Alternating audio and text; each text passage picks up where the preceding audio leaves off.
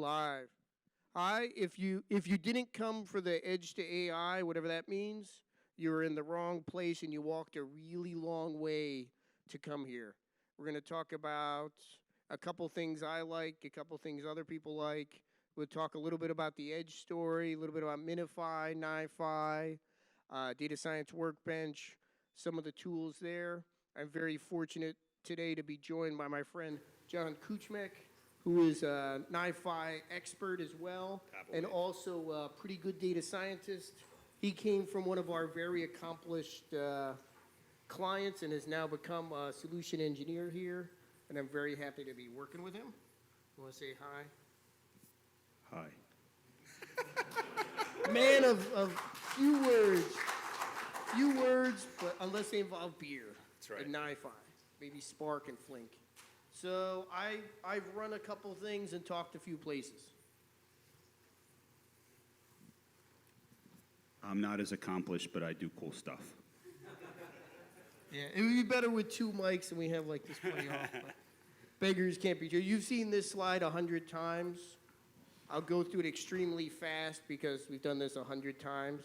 But we have a couple different bundles of things. We're really only going to be touching on a couple of them, but I think they're all important. MiNiFi, we've had for a while.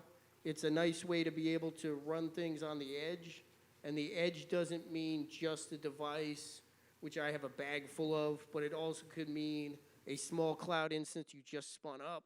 It could mean outside of your main data center. It could be on a truck or on a car like you saw, what was that, an hour ago?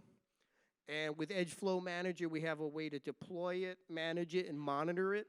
Very slick way to do that via CoAP and HTTP. The main thing we'll talk about is Apache NiFi with its registry, which handles version control. We might touch on Kafka. Kafka is great for messaging. SMM is our way to do something very important with Kafka, is figure out where those things are. This is kind of the FedEx tracking for Kafka. So I know where every message is, what's going on with all the topics and brokers. Pretty cool. And we wouldn't be an enterprise conference if we didn't have security and governance and a single sign-on, all that fun stuff. We could actually, I think we have a clicker. Whoa, they gave Does us it technology? Work? Nice. Something worked. This is great. So first up, we have Cloudera Flow Management. We showed that little box. This is my favorite thing. I'm wearing a shirt. It's NiFi. This is the tool that's made my life a lot better. I used to be an engineer at Pivotal. I wrote a lot of Spring code in Java, which is great. But now I could do that same work. I'm now 10x times more performant. I used to write one article a month. I can now do 20 because I could accomplish 10 times more things because I don't have to worry about setting up a Maven archetype, building something, writing some JUnit tests, running it, figuring out I had the wrong version of a library, doing all that kind of fun stuff just to load one file into a database. To load anything to anything else is now almost trivial. I mean, today, if you were at some of the other talks, I loaded JSON feeds from REST, loaded XML, loaded traffic camera images, ran TensorFlow, ran Apache MXNet, ran NLP, sentiment analysis, and never wrote any code. Very easy. And what are those things? These are some of them. A lot of the customers who are here today have written more. I've written 10. You wrote a couple. Yeah, we have 2 or 3, I think. And it's just something pretty easy to do. If you've ever written any Java code or a Spring code, you could just take some of that corporate Java code you have and make it something that could run in a distributed environment with very little extra work. Right now, we support pretty much all the major file formats, most of the cloud tools, most of the data sources you're going to work with, whether it's a relational database or object store, all these funky databases, images, email, and we could route them, we could filter them, change them, add them together. It's a pretty nice tool to do this. And when someone says, well, you don't have X, well, then we have someone write that. And then, or you write it yourself in, a couple of days. Ooh, I got a present.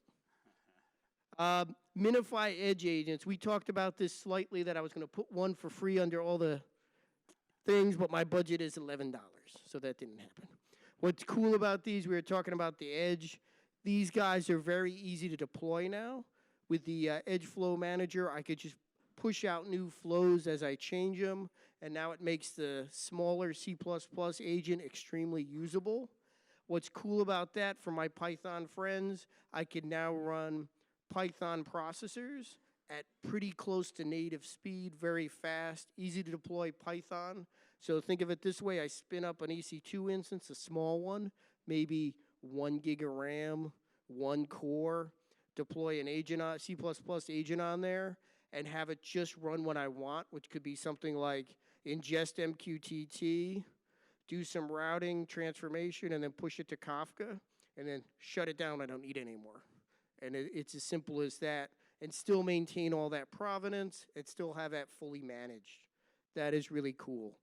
Obviously, we do the same thing. We put it in a truck, put it on a tablet. You want to talk about that? Yeah, earlier American Water presented, they put it on a tablet, actually, so they were able to package the C++ into an iOS app. iOS app then goes out, and it pulls the sensor data off of the iOS, the GPS, location services, all of that stuff. We can even actually have it do for the accelerometer, so, we can tell if a guy's, falling down a well or something like that.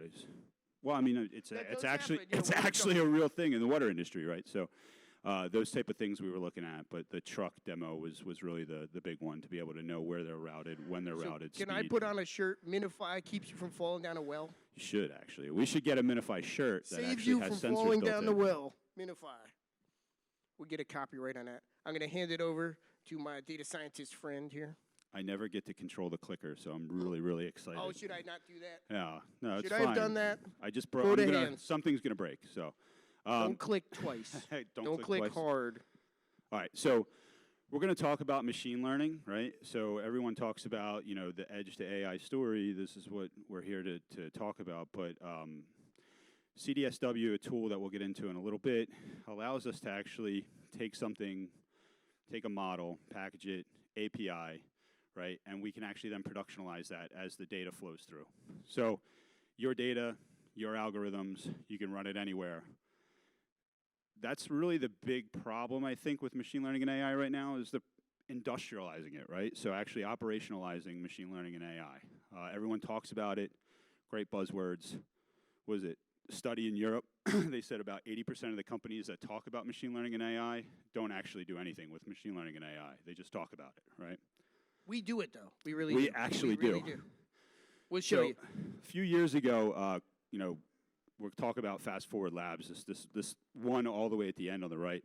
But a few years ago, Cloudera actually purchased a startup, and I thought I was smart. And then I met some of these people, and I feel pretty small at this point. And I'm 6'6", like 380 pounds, so it's hard to do. But no, these guys they're fantastic data scientists. It's a wealth of knowledge, brains. We actually have this platform called CDSW, which allows you to kind of go through the different models. Fast Forward Labs backs it all. They do tons of research, right? So it doesn't matter what your IDE is. If you want to use Jupyter, you want to use Zeppelin, doesn't make a difference, right? You can use whatever you want, right? You package your code. So say you want a PMML, pickle file, something like that. Package the model, all of that version control, and we'll get to that in a second. But all of that version control, and for all of this is to deliver, we're missing some stuff, Click twice. You told me never click twice. I lied. Sorry. Look at this. So all of that is delivered then on what's going to be the enterprise data platform, right, CDP. So you see we have the data that exists all the way at the edge. Do I have to click 3 times? Because the SDX is kind of like just hanging out by itself. There you go. There you go. There's the magic. There you go. So do not click again. I think, so for me, right, a guy who actually came from industry, who is using these tools, this SDX thing is really, really neat, right? Being able to take data that exists on the edge, being able to understand the lineage all the way through to the model, right? And then have that security layer and governance across the entire thing. I don't know a platform that has that right now. So it's pretty neat, actually. Part of the reason why I just said, well, NiFi and this were probably the 2 reasons why I jumped and decided to work for this company.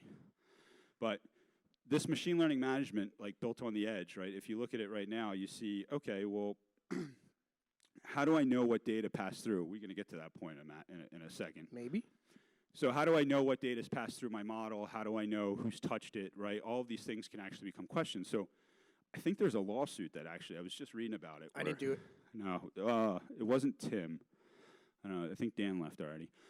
So there's a guy who actually was promised certain things. They used data science to actually predict something for him. He lost money, and I think is now suing the company because of that.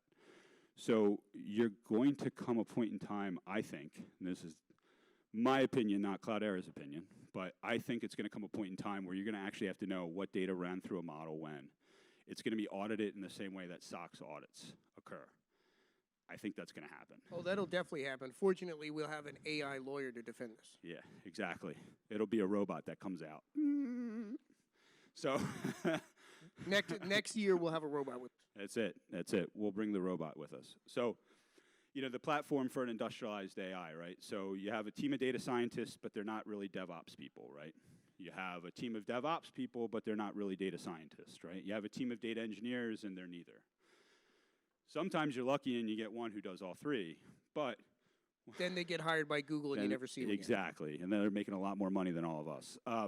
So if you look at this end-to-end machine learning, right, you can develop the product, you can train the product, right, do all of this in CDSW, and then you can actually deploy the model through an API, and it's relatively easy to do. So you don't have to worry about containerizing it yourself. You don't have to worry about all these different things, right? A data scientist can be a data scientist, which to me is very important. I worked on a team of data scientists right before I came over, and I was a data engineer before, so I had an understanding of DevOps and all that, but a lot of the guys that were PhDs, real hardcore mathematicians, they didn't know how to do it. And so for them, it was like they focused on the one piece, and usually then you have multiple arms that happen in a business. This kind of takes some of that out of the hands of being able to do that. You don't necessarily need to know all the pieces. So industrializing AI definitely will help, especially with the data platform, right? If you look at our entire data platform that's going to occur, right? You have MiNiFi, NiFi sits to gather, collect the data, right? You're going to have warehouse, right? You have an operational database. For those that don't know what that is, that's HBase, right? So for us, it is at least. You have data warehouse, so you'll have some form of, Impala, Hive, right? Something like that. Your machine learning that can happen, and all of this is governed under essential governance in SDX. These are the different phases, right? So for those that have ever deployed a model, right, you kind of take the data in, you look at it.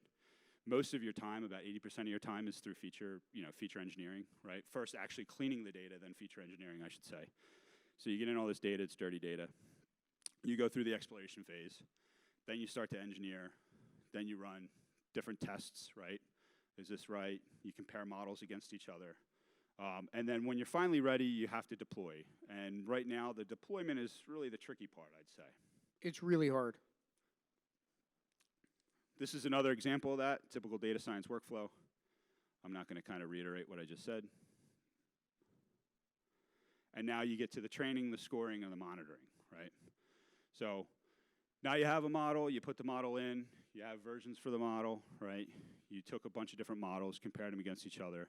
You look at the different scores, you say, oh, this is the best model that I have. And then you never come back again, right?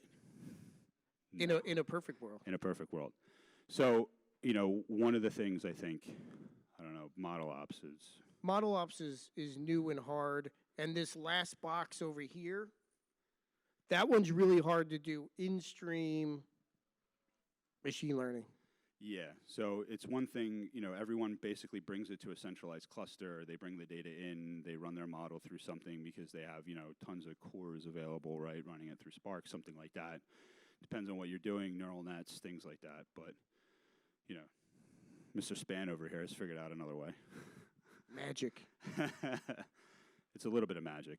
If you've seen my talks, I think they gave me a copy of Omnigraffle, so I've produced way too many diagrams. Yeah, I like this because it's got a lot of boxes in it, and it looks like it does cool stuff. So the more boxes you have, the more features you have, the more better important your you are. platform That's is. right, exactly. The more important you are, too. So. You really only need 2 of these boxes, but I put some extra on there so it looks impressive. And he's got boxes within boxes within boxes. So his There's box meta inception, boxes in there? Yeah. Yes. His box inception is fantastic. But I don't know. We're going to do a demo. Is that next or is that later? I think it's coming up in a second. So we kind of went over Data Science Workbench a little bit. We talked about how you're able to version control your code. You're able to have multiple people. Think of it like the GitHub for data science, right? I mean, Yes. there's other ways that you can do that with Jupyter Notebooks, but it's kind of I forget what the package. There's actually a package library, but it doesn't really work that well. You can't really do have 2 people work on the same model at once at the same time. Really understand who's touching what piece of the model when. Data Science Workbench actually takes that ambiguity away and actually will track who's touching the model, who made changes to the model. Go ahead, you have a question? I don't know how to do that. No, I'm just kidding. Red button, bro. I joke. I kid. I know. I'm pretty good.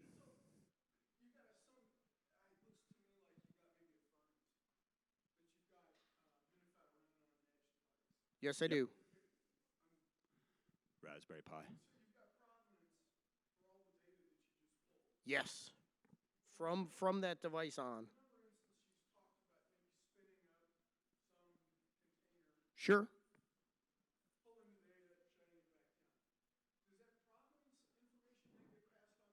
The provenance gets passed in a stream onto the next guy. See, what happens is on MiNiFi, the provenance is built up and goes along with that flow file as part of the metadata. When it makes it to NiFi, NiFi will store it locally in a provenance repo and also can publish it out as a stream to someone who wants it. So you could use that provenance stream somewhere else, most likely. Yeah, so it's something Atlas. that's actually, Atlas is the way to go, right, for governance to really actually, and lineage, right? So you get to see the lineage. That name will be changed Yeah. to something If you think else. about it, MiNiFi, you're capturing an event and pushing it. You're not really doing a ton of transform on the edge, right? That's the whole point of using NiFi. So that content repository, flow file repository, data provenance, and all of that is really going to be captured more in the NiFi space, and then you can push that down to Atlas, or, I mean, in some cases, you can actually push it off somewhere else, for I pushed it to different metasphere. NiFi, so I could use NiFi to NiFi, handle the do NiFi? provenance of my There NiFi you go. and store that in NiFi with some NiFi. Again, inception. I get paid per use of the word NiFi. Right Someone now, might I have own guessed. like $10, so. It's pretty good. Yeah, Copyrights are nice. So Data Science Workbench, I've dabbled a little bit in R. I'm more of a Python guy than an R guy, but you can see you can use that. You can use Scala. You can use whatever you want. Don't use Scala. I like Scala's hard, man. Scala's hard. Just stick with Python. Scala is hard, but it does take care of that multi-threading that Python doesn't really do. And That's true. But you do it in Scala, you're the only guy doing it in Scala, and then when you leave, everyone Yeah. else goes, why'd you write it in Scala? which, by the way, if you want to make a lot of money at your company, do it in Scala. It can never fire. A Scala person can never be fired.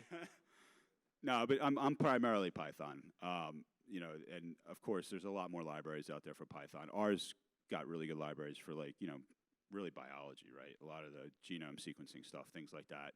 Really good with the statistics as well. But when it comes to what we consider machine learning and AI, and most people see in the commercial space, It's Python. it's Python. So, accelerated deep learning, right, with GPUs.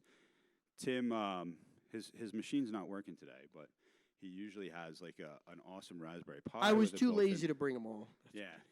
So Got- if you saw the really cool self-driving car, he's got a GPU in there. Very nice. Yeah, so you can actually take whatever information you can build the model, train, deploy somewhere, right? And Somewhere. then package that as an API. I think we'll get to that probably. Nope. In the Oh, demonstration. demo time. We'll package that as an API, and then you can actually call it right from NiFi. Do you want me to hold the mic for you so you can talk while you... Turn this one on? Oh, yes, we can. There you go. Not hit you're that. good. it works now. Cool. Okay, first up, I'll show you the NiFi piece of this. This is pretty straightforward NiFi. So what's happening is I have a device that's imaginarily on this invisible table. It's usually sitting on that table. Yes, Kuchmek is our device. So what happens is that device transmits data. Is that big enough? That is transmitting device data along with, if we look at the provenance, let's see the last time I ran that too far ago. It's passing that data along, and I'm doing a couple things with it. I do some validation. Then I'm also not just sending one type of data from MiNiFi. MiNiFi isn't stuck in sending one thing. I'm sending a couple different things. So on a device, I'm running TensorFlow against a camera image, MXNet against a camera image, and I'm also sending the image, plus sensor data along with the image. So I'm deciding which one it is and decide what to do with it. I'm packaging up a schema, and then when the data comes in, I'm figuring out, I'm using in 1.9, you could use the record processor to look at a JSON file, and it'll auto-magically figure out what the schema is. You don't have to make it beforehand. Which, by the way, is pretty awesome. It's magic. You don't It have to saves a step, build it. which is awesome. So what I do there is I convert it into Avro. Now, these sensor files are tiny. They're a couple K. If I store 100,000 1K files in Hadoop, someone will hit me in the back of the head and say, don't do that. So I'm use our merge content to merge a few 100,000 of these together. I can merge it based on number, size, and time. Usually put some kind of default time because you don't want that data sitting there for a year. So I usually put it at an hour. When I get an hour's worth of data, compress it into one big Avro. I convert it to Parquet and push it to Hadoop. We can look at these files, but they're in aggregated Parquet, so I'm curious what that'll look like. I don't know. Oh, I can read that. You guys can't read that? That's awesome. That's my first language, actually. Yeah. If you don't know binary Parquet format by now, why are you at this conference? Seriously. Really. So besides doing that once, I decided to do that twice based on what type of data it is. So I'm running the TensorFlow one and the MXNet one, put in two different tables. So I took sensor data and an image, and I ran deep learning on the device, which has Intel Movidius accelerator on it that speeds up your inference running. So even though I'm doing two inferences on a small 1 gig device, it's happening in sub-second. I get that back. I run this every 5 seconds, keep sending that data in, put a bunch of them together, store it in Hadoop as two different Parquet, Hive tables on Parquet or Impala on Parquet. Also, at the same time, we talked about these queries I could do. I'm querying some of those fields which have temperature in Fahrenheit, because I'm American. And if it's hot, I'm going to clean up the fields that I want and push them over to Slack. I found out that I could overwhelm Slack and crash it. And I've been told don't send too much message to Slack by some Slack people, which is surprising to learn that I can, on my laptop, send too many messages to internet service and they can't handle it. But I'm sending those different messages over here to Slack. This one's from a Twitter app I wrote. I tend to send everything to Slack because it's a free UI for me and a free place to shove my data, and I don't have to write a web page. It's very nice. As a back-end guy, I hate doing that. So what I'm doing is, if the temperature is too high, send it to Slack. That could be send a message, put it in a table, send a message on someone's buzzer. That's the first part. So I've done Edge AI, which is nice, pretty simple to do. Then the second part, remember that image that came in? I sent that image to another workflow here, and this workflow is doing a couple interesting things. I didn't want to convert that image into compressed text format with like UU encode or something, and then have the model look at that. I decided I wanted to put it in a publicly available URL, which could be an S3 bucket. No one would give me money for S3, so I pushed it to Imager, who doesn't care what images you give them until you send 1,000 a minute, and they don't like that. I keep finding out people don't like if you send thousands of messages a second to them. It works for me, it don't work for them. Oracle had that problem too. Tim has a lot of enemies. I have a lot of messages. I have a lot of sites I'm not allowed to use anymore. So when you see me use Imager, and here I found this one called VGY-Me, which is hosted in the former Soviet Union, and they don't check those counts as often.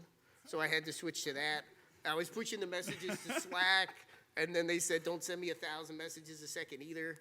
So if someone will donate an S3 bucket, I could use that. I tried FTP. Sorry, Comrade Span. I crashed my FTP server because, again, you can't send 10,000 images a minute to them either. So what happens is I push the image on there. Why did I do that? To spam the internet with cat pictures. Tim has an obsession with cats, in case. I have a very large cat that wears a tie. And he doesn't mind wearing a tie because he sits in my office, but he shows up in some of my pictures sometimes. And meetings, by the way. So. Yes, if you get a WebEx with me and you pay extra, the cat will be an associate with there, and he'll help you out. He's very good at some questions. He's an expert in pig. If you're still doing Apache pig, he loves that. Old school scripting. Yeah, if there was an Apache sardine, we'd be really sad. So we talked about CDSW. Now, coming from Hortonworks, we didn't have that, so what I would do is I'd call maybe a Python script, or maybe write my own little REST thing, or have John do it, which is probably better to have John do it. And it's a pain, because where do I host it? Do I set up my own Kubernetes? Where do I run it? Instead, there's a thing that does it for me. So I took a very simple Python script, because I know simple Python. And this one is to do deep learning. I put it into a method in Python with a parameter. You pass in arguments. For me, I just pass a URL. This is all the code to score single-shot detection, darknet YOLO in MXNet. That's trivial. I could do that. And then at the end, I format some JSON. I format a row, get all the data in there, plus some attributes to let me know what's going on. And then I just return that. So that was the hard coding I had to do to make this. Now I have a deployed model with a REST interface. I don't have to do anything else. It has a security token to call it. It has a tester here so I could test it. And now I get back those JSON results that I want from doing the test on that model. This keeps the record of deployments, builds, how many times I call it, all that monitoring stuff. Lots of fun. Now, the great thing with Java is calling a REST service is perhaps the easiest thing you're going to do in your life. You pass a URL in. This one's got SSL because SSL is nice. I pass in a couple of parameters as JSON, and then I send it to that model. I get the results back as JSON, pull out a couple things I want, and I could be done. I called a model, which could be anything. It's Python, R, Scala. Could be any code you want in there. Could be a machine learning model, deep learning model. Could just be generic Python code that does some fun function. Like I have one over here to do text generation. So it's pretty funny. It's been trained on the Game of Thrones opus and generates some really interesting phrases, which I learned not to do at a conference. So we won't do that. It doesn't have a profanity filter, I'm afraid. So now we could just stop there. We ran a model. I put a model in production with a REST service with writing no code. I just wrote my little Python in there. It did it all for me. That's enough, right? But then I said, maybe I want to do more because I'm greedy, and I was reading through here and I found this tab. I'm like, what's this? This would be cool too. I found out this lets you run any Spark job. Well, I like Spark. It'd be cool to integrate a Spark job. So I'm like, okay, what do? How do I do this? You press a button, you start a thing, and you have a Spark job. Here it is, PySpark stores sensors. I've named that pretty well because it's a Spark job that stores that data that I passed in. Not very imaginative. So I could call a Spark job, and I keep a record of it. It runs in its own workspace. I could either run it in the underlying CDH environment, underlying HTTP, or within the Kubernetes Docker environment that'll spin up a Spark job, depending on what you need to do. Mine is doing Spark SQL to insert a record, so it needs to connect to my CDH instance. So I build a call to call that thing. I'm just building up some JSON that I want to pass along to it, just from some of the values I have. And then, again, the magical REST call and some authorization that they need. And then I get my results back, and I also store that in Hadoop. So what I did is I took that metadata I had, called CDSW, triggered a Spark job, and you see here I've called it a lot. And you get the, all the things involved in this. And that could be a whole data pipeline. It could be whatever you want. For me, it was a very simple Spark job. But what's cool is it stored the session of that. So I know what exactly happened. It took that data I passed in. So you see here, I put it into, I serialized it, and I displayed it so I could see that the data really came in. And then I wrote it to Parquet in a directory in HDFS, and then I'm done with my Spark. So I just used Spark to store data in Parquet in HDFS by calling CDSW. I could have done more machine learning there, lots of fun stuff, just to show you can pretty much do any code. And then the results of that, I also saved to Hadoop. So now we've gotten a lot of different things. I skipped one thing in here because it seems trivial to me, but I have these two boxes here. These boxes are pretty specialized. This is a TensorFlow inference.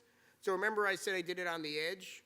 I just did it in CDSW. That could be either in my Kubernetes cluster or in my Hadoop cluster or in my Spark cluster.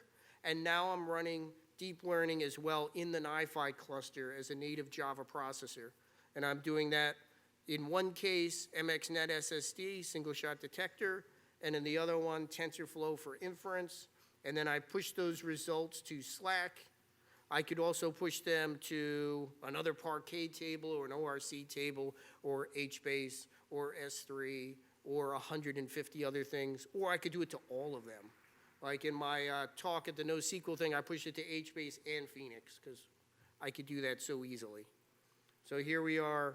We have it running on AI, running on every part of this, and it's trivial to write. Everything I wrote is open source that you could use. All of it's documented. So if you want to play with running AI on the edge, in stream, on a cluster, or on a Kubernetes cluster, all of it's out there. I'm not a data scientist, and it was pretty easy to use this tool. The last part you touched on is these experiments. These let you run a job but track things like features and variables to know. Someone says, how do you know this model is better than the last one you did? You'll have the results in there, and they could go back to a place in time and see that run. And you could get access to that Docker container. So, I mean, you have something you could bring to the government and say, this is how I came up with this version of the algorithm. I ran these 400 experiments, and you could go through these logs if you want, sir. And this is what it did. So, I mean, it's pretty powerful there, unique ID, timestamp, all that. Yeah, the value of that alone, I mean, especially what's going to come soon, I think is worth it, just for that tool. Using it for the Spark, too, was, him and I were talking about that because you used to have to, do something in Livy and then, submit the job. And yeah, so when he was like, hey, I used it to call Spark, a Spark job, I was like, oh, that's actually No one told man. me I could do that, but it worked. I know. So I was like, oh, that's a good idea, actually. I didn't even realize that. So we were talking this week, and he was telling me about it. The only caveat when you call a job, it is a job. So even if it runs in a second, it is a batch. So when I made that JSON call, I triggered it, but I don't get anything back other than a response saying, thank you for submitting that job. It's job number 7. Right. And then it runs in batch and completes. Now, that code in there is Python or Scala or R. That could send a Kafka message at the end. That could update anything you want, and NiFi could be triggered again and start somewhere else. Remember, this is distributed programming. It could do whatever you want there. Yeah. We got more machine learning here, so I'll hand it over That's- to John, unless you're taking a nap over there. I think I'm going to take a nap, actually. So the machine learning models, one-click REST service API, I feel like I'm kind of saying the same things over and over Yeah, again. I put these slides in there in case the demo didn't work, because Oh. sometimes networks are bad. The beauty is that it did. So I don't know. I've played around with other tools where you have to get a REST API. You kind of have to build the containers yourself. I came from a customer that was a Hortonworks customer, so we didn't have CDSW. So for me, this alone was really worth it for, I basically ended up being the one guy in the group that could do it. So I had to do it every time. Someone built a model, ready to package it. So of course, then my models get backed up, right? Because everyone So else. then your is job becomes data engineer, DevOps, right. and not valuable Exactly, data not a data scientist. scientist anymore. So, so when I saw this, I mean, the first thing I did was text my buddy, who's still at American Water, and was like, "Hey, check this out." Like, Yeah, and you only need, and it's per person license. yeah. So if your team is 5 people, you buy for 5 people. You don't have some Yeah, mass that's pretty cool, right? I mean, I find it to be really useful. We did a lot of pickle files for our models. So being able to call anything, right, and then just create an API out of it, and then being able to trigger that API in NiFi, I was big into NiFi. Better call in a shell script. Exactly. So, and the other part too. So libraries are kind of already in there. They're already in CDSW. It's got a ton of libraries. It has a bunch built in. But you can but load your own. There's a special shell script in the directory Right. that you put all your pip installs in or all your R installs, and it'll do that every time it spins up a container. Now, So you don't have to think about that. I'm not going to talk about another company that would be a competitor, but I had to do this for their stuff, and after it reached a 5-minute limit, it actually wouldn't deploy. So if I had to do a bunch of pip installs for different models, libraries that I needed, right, you can build it on the front end, and I'm not going to say anything so it doesn't give them away, but those that are shaking their head probably have already done this. About 3 or 4 of them, if you try to do a conda install, conda packages are relatively robust, right, because it's looking at all the dependencies as well. And you have some good pip installs, you have some good conda installs, and then all of a sudden, I think it was like 3 different libraries I was trying to import. One of them just a conda install, but it was relatively large. I think it was for like Elasticsearch, something like that. And I would keep getting this timeout, and so I went back to that company and was like, guys, why is it timeout after 5 minutes? And they're like, oh, that's just the way that it is. And I'm like, can I change that? And they're like, no. So I started actually trying to go back into their code to fix it and hack it, but when you get down to the root level, the way that they built these things, I wasn't able to get down that far, unfortunately. Yeah, if I show you mine, I have text blob, I put mxnet, requests, sklearn, Yeah.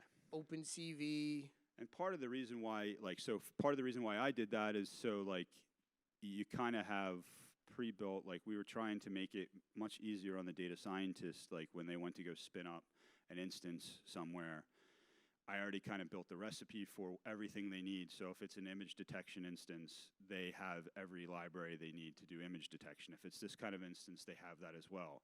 So the fact that it timed out after 5 minutes didn't really help, and now I essentially have to have the data scientists know every package. I mean, which they should, right, in theory, but I mean, For them to do a pip install every time I give them a new it's a Docker pain. container. So I had to write shell script and then put it on every instance, and then they call the shell script. But I mean, I was like, there's got to be a better way to do this, right? And so this does it, stores it, keeps it. Because And there's you don't have to pick a specific library. Nope. We are library agnostic. Any deep learning package, any machine learning package, any Python, doesn't matter. And that's the cool part, right? And so you don't have to worry about it being like a conda install or a pip install, right?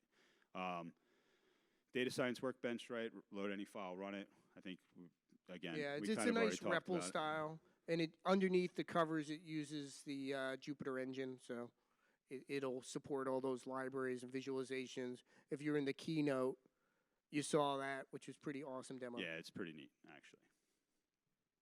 Same thing, Python 2, Python 3, flip between environments if you want.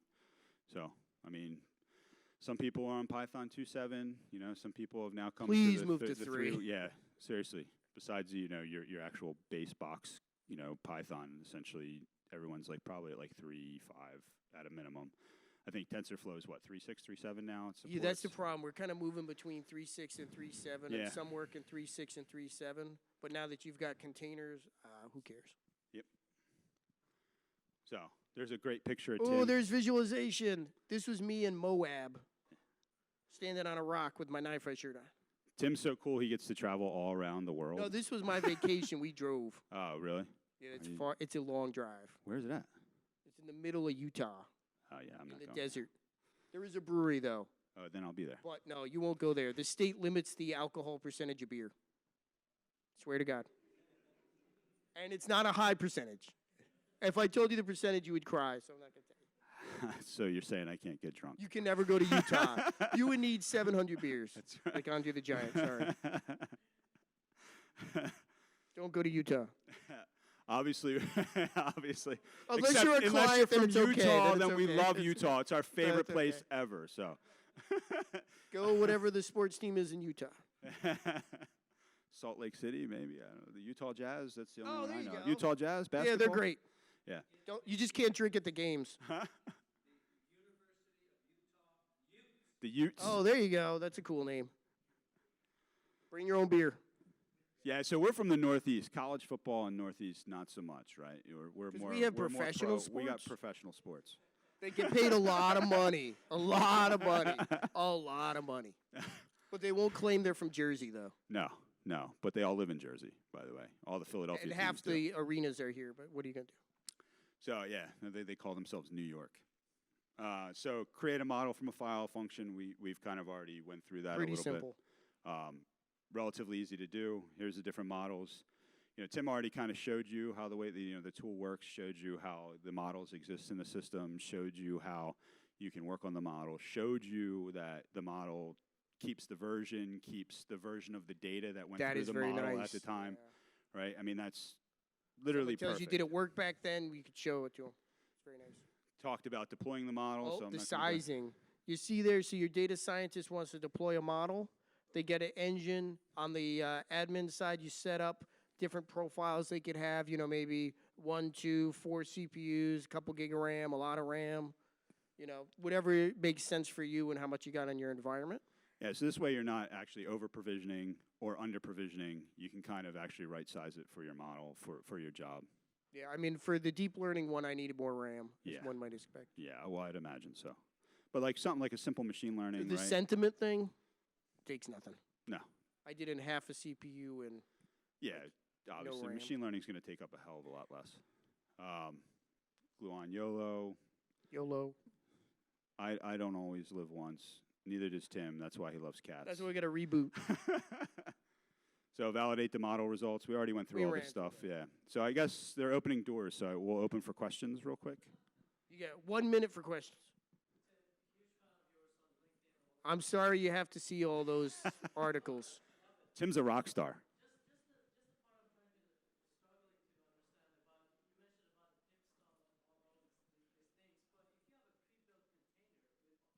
You can make a container for the CDSW environment that has that already.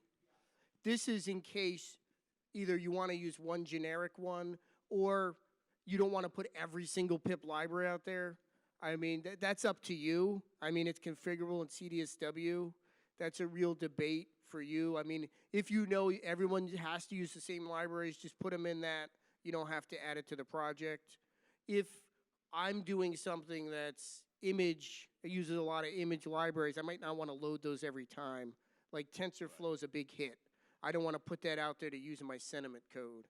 But maybe you have 2 images, one for deep learning, one for machine learning. This is in case you want to add a couple extra, or you're experimenting. Data scientist is learning. He uses it when he's in a session and goes, this is a good library, adds it to the shell script for each time it spins up, and then he could talk to the ops person and go, we're going to need this library in the standard build.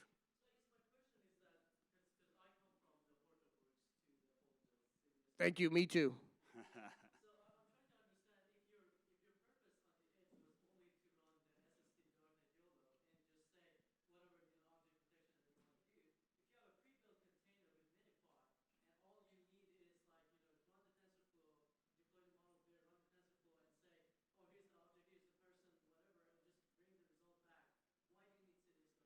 Well, so my opinion, right? Like we went. I don't know if you were here in the beginning, but so you have a team of data scientists that really it's their job to build the model, test the model, train the model, understand what the model's doing. Doing all that, you now kind of go into the data engineering DevOps realm a little bit, right? So that's a skill set that not a lot of data scientists have. Some of them do. Like if a data scientist came from that data engineering, that DevOps type background, they're hardcore coders that came up through that realm and picked up data scientists, totally capable. If they came from academia, in which heavy mathematics, understanding, I mean, they have obviously coding experience, right? I mean, but they There's a don't lot of different have different coding. They don't have that DevOps data engineering experience. Now you got to go get another guy to do it. Well, and two is these are projects to share. I mean, if you look at this interface, it's like GitHub. I put all I develop a project. 6 of us are working on it. Put all of our files in a common place. All the models we're going to use, all the jobs, all the experiments, everyone on the team. We all get to share it. It's a shared interface. It's a great way to say, hey, Tim, look at this model. Okay, go change the code. I'm going to put a different version in. This is for a team. If it's just you and you're your own team, you don't need this. Just use a Zeppelin notebook that comes with HTTP. And lastly, I mean, the other thing to consider is, like, you know, when you're first starting off, especially in a company, like I said, in the beginning I said, you know, they did a poll of European companies that use machine learning and AI, and 80% of them aren't. They say they are, they talk about it, but they're not. In those instances, now you can start to play around with things, do quick installs. You don't need to have that skill set, and then once you get much more mature in your process, you can utilize this still to call the APIs, or if you realize you can now optimize your code, now you get the DevOps team involved, you get the data engineers involved, right? So you can do a lot of the stuff that you need to do in the forefront, get it up and running quick, get some quick value out of it, and then you optimize, right? Yep. Ooh, we got a GPU. You think they'll get mad at me if I use a GPU for nothing? I wouldn't do that, man. I'm going to do it anyway. We do it live. All right. No, what's cool is now I've got a REPL. I didn't have to install anything on my desktop. And I could share that. John could look at the session and say, Tim, you don't know what the hell you're doing. Change this. He could add another file and go, try this. Look, I put a model there. It's a great collaborative environment. It's controlled, and it's running Kubernetes. It's very easy to spin things up. It's completely separate. If you don't want to use it with a Hadoop cluster, you don't have to. You can run in the cloud, run it on-premise. It has some nice features. It's a little different than just having a Jupyter or Zeppelin notebook. Yeah, definitely. Anyone else?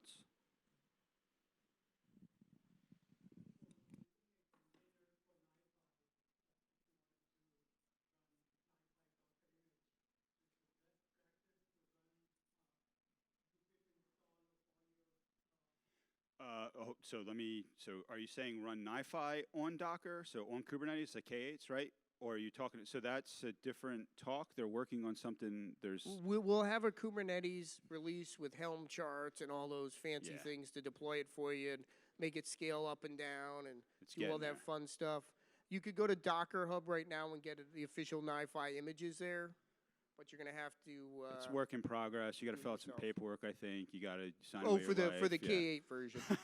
So, like, I mean, it's just some stuff. I don't know if you guys were here Monday, but they actually, the NiFi team, Mark Payne, almost the entire NiFi team was here awesome. At the meetup.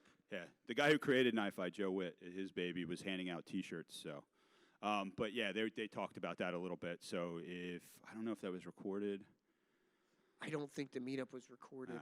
Yeah, we have a very low budget. Please spend more. Yeah. So, but like, seriously, if you go out online, I think it'll be out relatively soon. They didn't give a timeline. They put stuff up really quick. And I'm going to put our talk and all the GitHub stuff, and I'll post it in Twitter with a DWS 19.